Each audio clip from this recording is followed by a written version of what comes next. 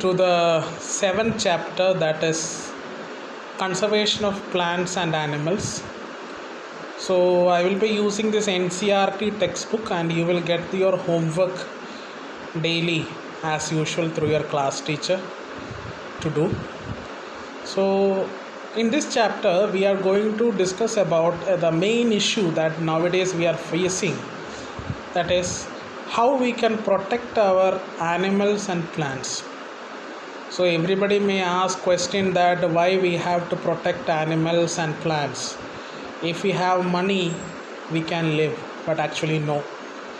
If we get 1 billion rupees a day also, if we don't have plants and animals, we can't even live for a minute.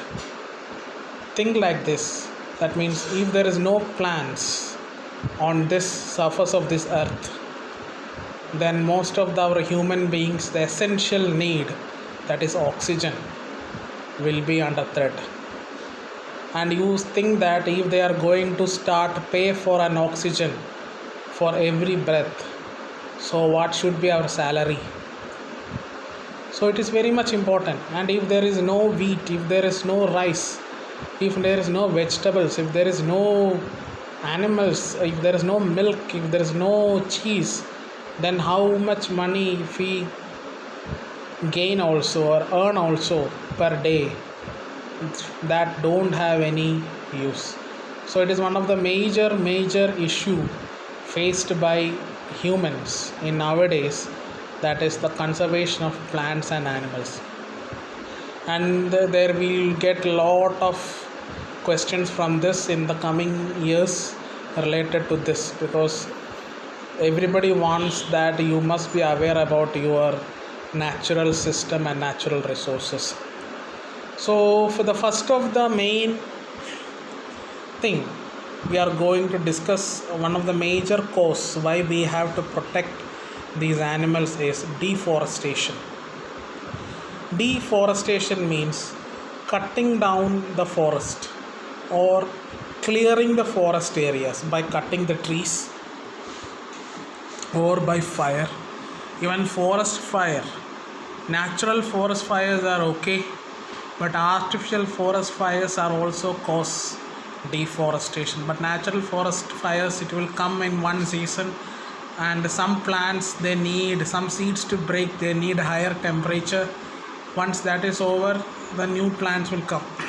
But if it is a artificial forest fire, then no. Then artificial forest fire, and artificially we are cutting the trees for factories, for land for cultivation. We need cultivation land, and for furnitures we are cutting these trees. So once these trees are cut off, what will happen? There will be drought. That means there will be no rain, there will be no food, there will be lack of oxygen, that is pure oxygen will be lacking. Carbon dioxide level will increase, which will make the global warming, that means the greenhouse gases will be more. So more greenhouse gases, global warming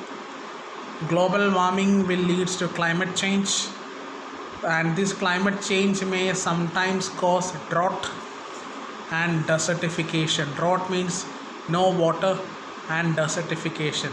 So if this things are gone, then there is not possible for the humans to survive.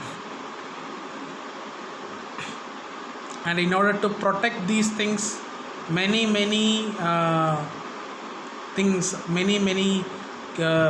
policies are put forward by government. Different governments have different policies, and India government is also have put forward many things like this.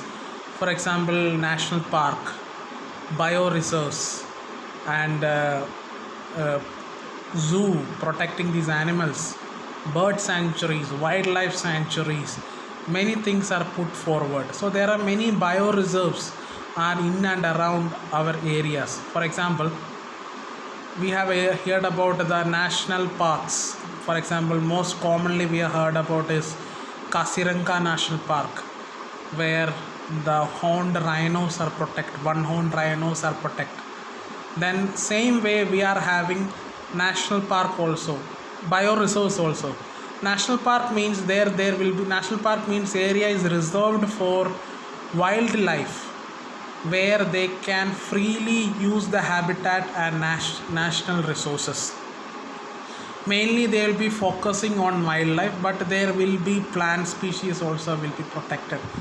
Biosphere means it is a very large area where protection of land, protection of wild animals, protection of plant, protection of animals, and there will be some tribal species and their activities will be there, that also will be protected.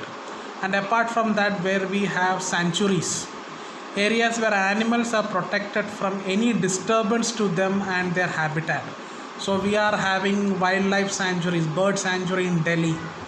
We have zoos in there where the organisms which are very critically endangered, they are protected inside the zoo, and we will be monitoring them. There will be veterinary doctors, there will be people, those who feed them, that means zoo employees will be there, gatekeepers are there, they will be doing these type of works.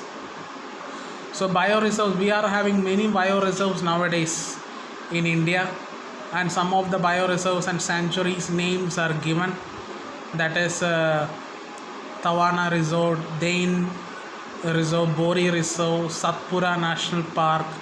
So these reserves are given. So many, for example, bioreserves can be said like that.